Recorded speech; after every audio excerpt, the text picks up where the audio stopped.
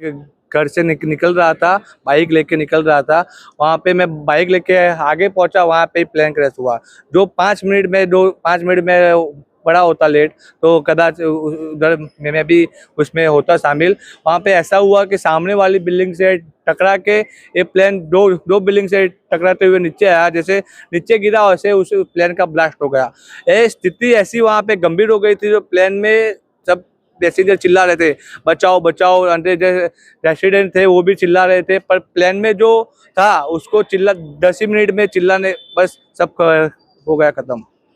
आपने देखा वहाँ पे, आप वहाँ से वापस गए, वहाँ से घटनास्थल पे क्या देख रहा था, क्या नज़ारा था? आपने देख कर आपको किस तरह से लगा था, किस तरह से बोरियां पड़ी हुई थी? मैं वहाँ भागते हुए मेरी बाइक पहले मैंने रखी, फिर भागते हुए मैं वहाँ पे गया। मैं जैसे भाग रहा था वैसे ही मेरे सामने एक बहन का मस्तक आके गिरा। मैंने देखा, मैं भी खुद डर गया। जैसे अंदर गया वहाँ पे 2 व्हीलर 4 व्हीलर सब आग से हो रहे थे।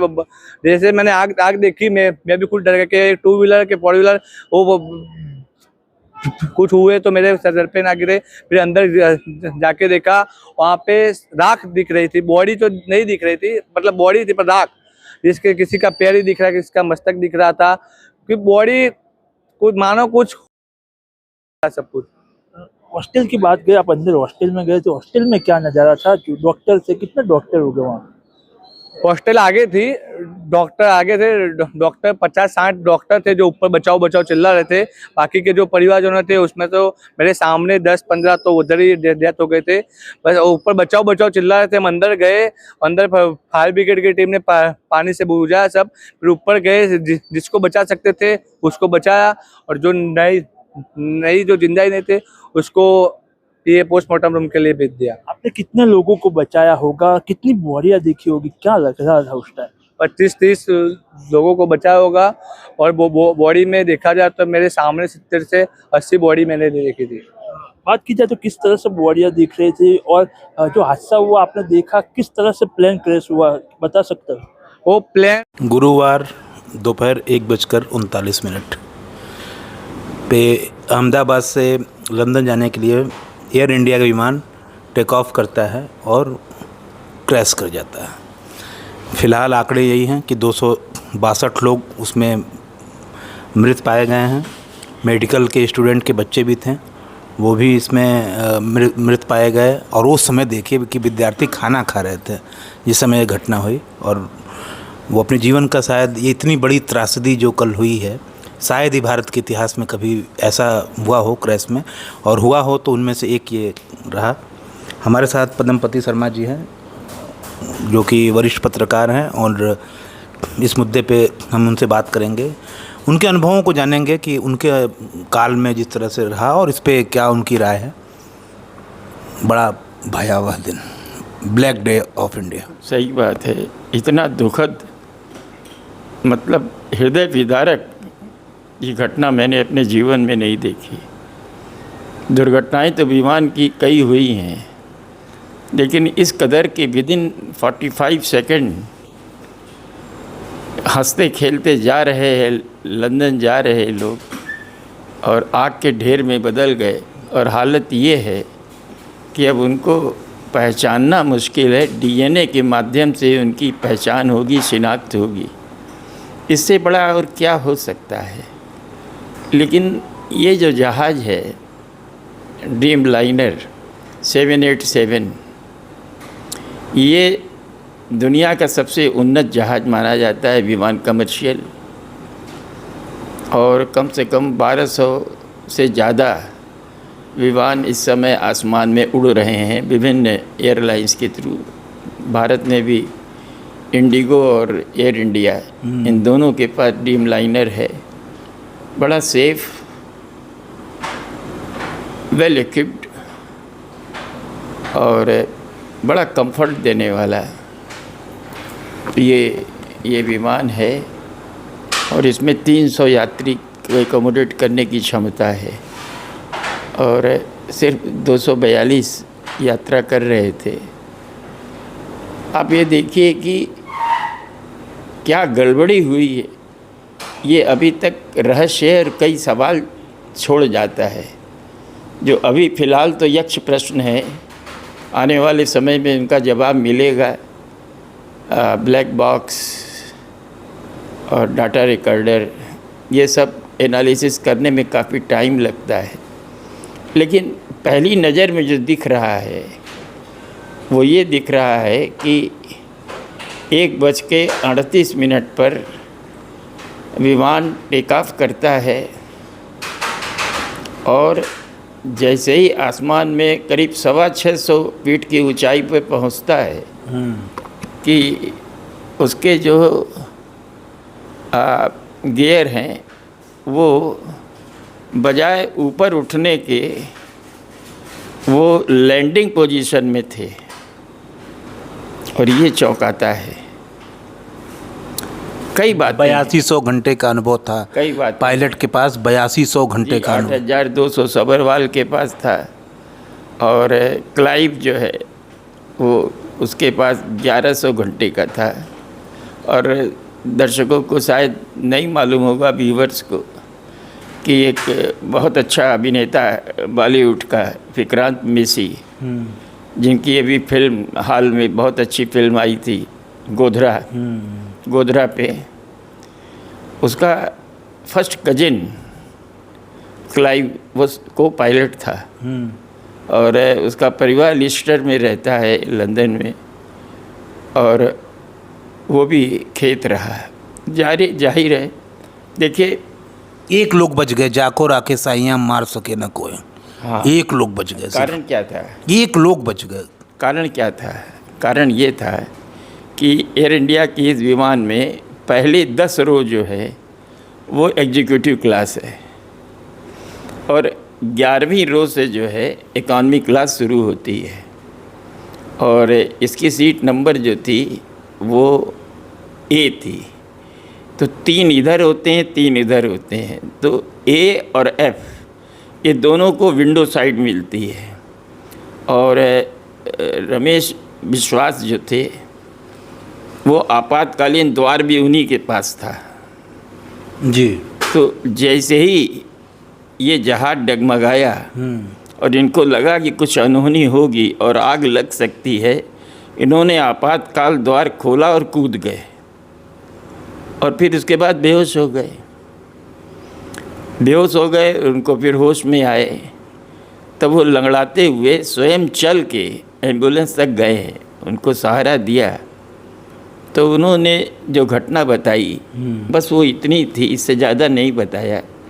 गृह मंत्री अमित शाह भी उनसे मिले, और चमत्कार ही है, ऐसी विमान दुर्घटना में एक सर्वाइवर जो है वो बहुत बड़ी बात होती है। अच्छा, विद्यार्थी भोजन कर रहे थे, अब आप देखिए, सोचिए, रेजिडेंट डॉक्टर, हाँ, 1:30 बजे का समय था, 1:45 का, और ये लंच का बहुत आइडियल टाइम होता है, और काफ़ी लोग जो है वो खाना खा रहे थे, लंच कर रहे थे।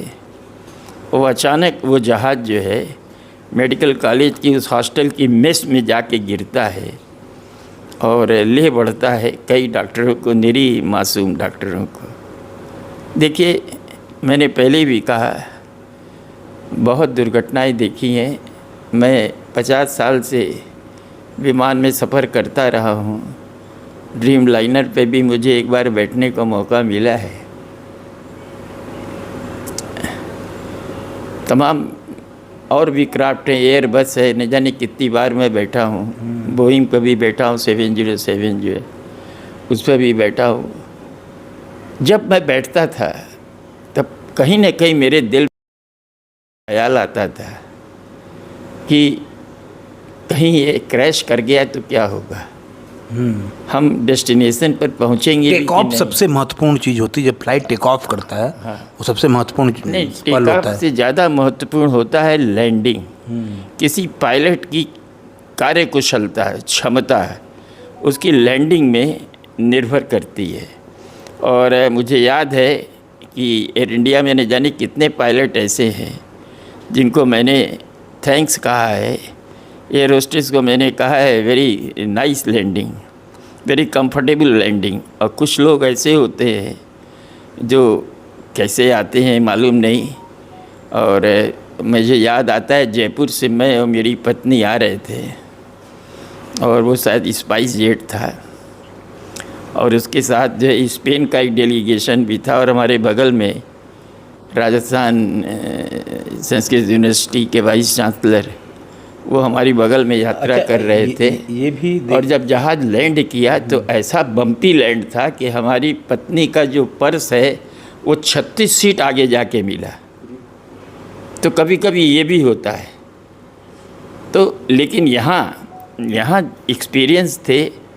और अब सवाल उठता है कि ये बताइए कि जब जहाज़ टेक ऑफ करता है उस समय ये दोनों इंजन काम कर रहे थे, क्योंकि अगर काम न कर रहे होते तो ये टेक ऑफ नहीं करता और ये शायद ज़िंदगी बच जाती।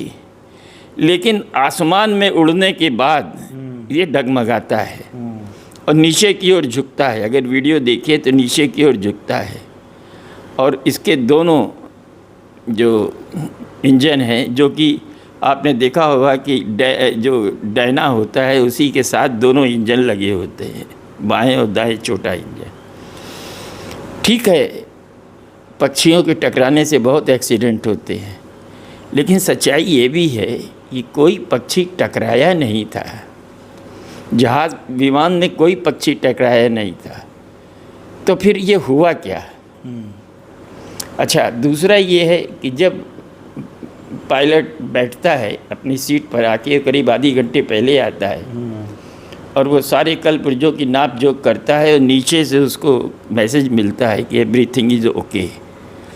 और जब नीचे जो है उसको दोनों हाथ उठा करके जब कह दिया जाता है कि ठीक है अब आप टेक ऑफ कर सकते हैं, तब ये जहाज़ टेक ऑफ करता है। तो इसमें कोई तकनीकी खराबी भी नहीं थी। और एक बात और, मौसम भी साफ था। एक बात और बताऊं, मौसम तो अनुकूल था पूरी तरह से। 1200 जहाज़ों में से, विमानों में से, ड्रीम लाइनर के ये पहला है जो दुर्घटनाग्रस्त हुआ है। 2011 में इंडक्ट हुआ था, कुछ तकनीकी खामियां थी इसमें, इसलिए बोइंग कंपनी ने जहाज़ को वापस बुलाया था, अपनी फ़्लाइट रोक दी थी, सारे लोगों ने रोक दी थी। और उसके बाद जब उसमें जो टेक्निक खामी थी उसको दुरुस्त करने के बाद तब उन्होंने जो है उसको ग्रीन सिग्नल दिया था। और भारतीय बेड़े में ये 2014 में आया था। उस समय टाटा ने इसको नहीं ख़रीदा था। हालांकि टाटा के जो जमशेद जी टाटा हैं उन्होंने ही ये एयर इंडिया की स्थापना की थी। और आपने देखा होगा कि हाथ जोड़ता हुआ जो कहते हैं कि राजा नवाब मुकुट लगाए हुए वो लोगो था, बहुत दिनों तक दिखाई देता रहा लोगो। और सरकार ने टेक ओवर कर लिया था और टेक ओवर करने के बाद इसकी क्या दुर्दशा हुई इसको बताने की ज़रूरत नहीं। टाटा समूह पे क्या असर पड़ेगा अब? क्या टाटा समूह पर क्या असर पड़ेगा? अब आने वाले यात्रियों को एक प्रकार से कहीं ना कहीं तो यात्रियों में एक मैसेज चला गया होगा, एक भय का माहौल तो हो ही गया। देखिए, भय का माहौल तो है, भय का माहौल तो है, हर यात्रा में है। लेकिन एक बात याद रखिए, इस तरह की दुर्घटनाएं रेयर होती हैं। और दूसरा, ड्रीम लाइनर के बारे में तो कल्पना भी नहीं की जा सकती, ये इतना वेल इक्विप्ड विमान है। और जब से टाटा ने टेक ओवर किया है तब से इसकी हालत में भी सुधार आया है।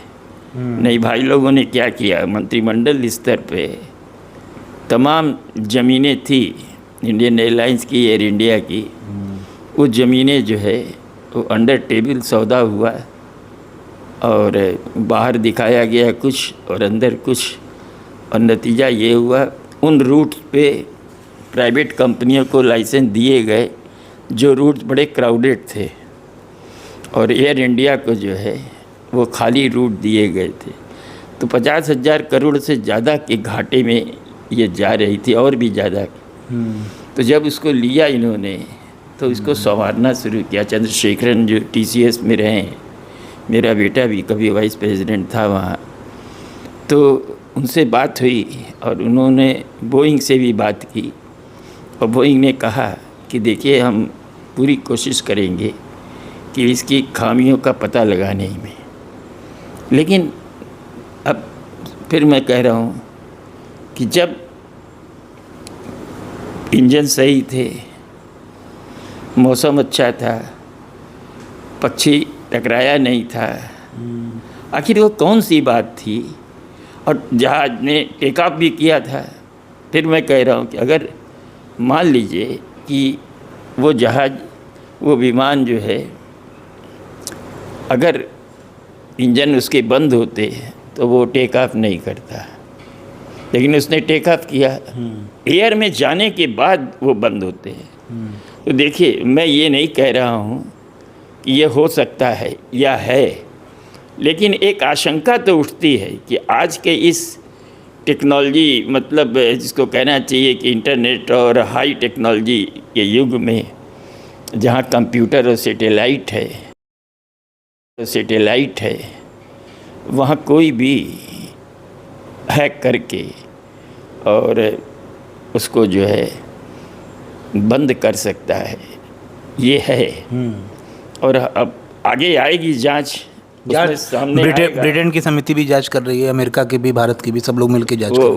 उनका विशेष विमान भी आ गया है, उनकी विशेष टीम भी आ गई है। इंग्लैंड ने भी, ब्रिटेन ने भी पूरा सहयोग देने, क्योंकि 53 ब्रिटिश नागरिक थे। रमेश बिश्वास भी जो है ब्रिटिश नागरिक था भारतीय मूल का, लेकिन ब्रिटिश नागरिक था। और हंसते खेलते परिवार किस तरह से भगवान के यहाँ गए हैं, मैं रात भर सो नहीं पाया।